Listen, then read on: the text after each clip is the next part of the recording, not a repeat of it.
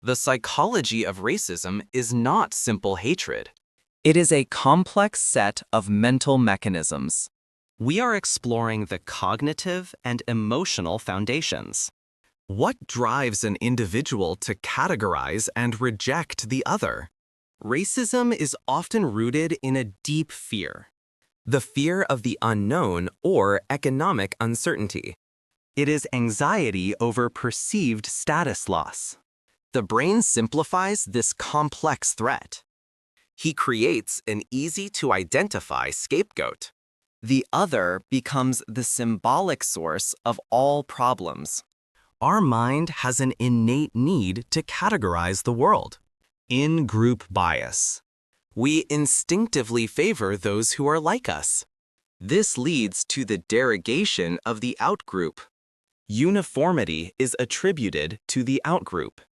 We no longer see individuals, but fixed stereotypes. To justify hostility, dehumanization is essential. It allows one to disable natural empathy. The other is no longer seen as a complete human being, but as an object, an animal, or a parasitic threat.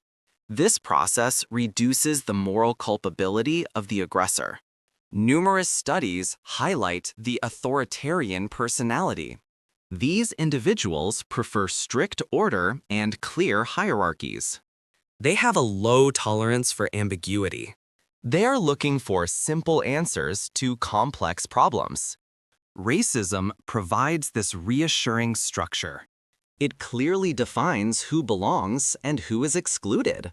The need for affirmation also plays a role. Some racists compensate for low self-esteem.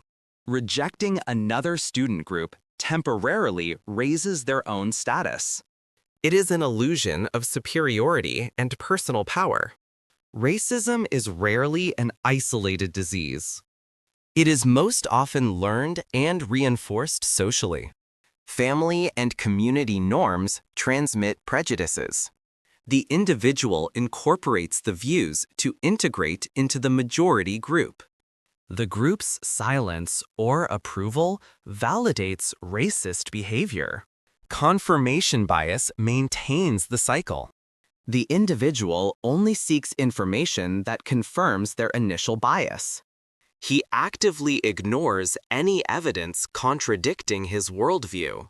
Every negative event is generalized to the entire group.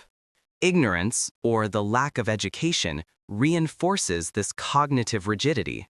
The less the individual is exposed to diversity, the more their anxiety increases.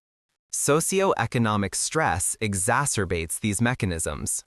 In times of crisis, perceived competition increases hostility. Racism is a psychological defense mechanism. It protects the group identity and the feeling of control. Understanding this psychology is not excusing hatred. Identifying the levers for change. The dismantling of racism begins with the reduction of anxiety and the exposure to the complexity and individuality of the other.